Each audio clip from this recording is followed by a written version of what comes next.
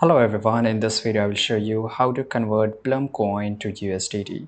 So as of now, one Blum coin is worth approximate into 0.04 USDT.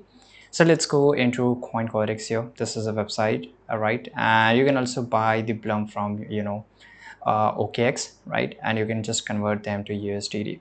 So here we have so many methods. As you can see here, one Blum is equal to USDT 0.04 here.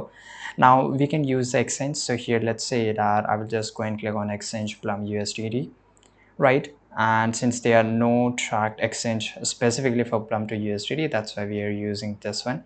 If you have any another, you can use those one, right, it may work out. Right, so it's completely up to you to any of the cryptocurrency you can convert with. It's not generally you have to convert into USDT. You can also convert into the Bitcoin or Ethereum and then trade for that USDT on more widely used exchange, right?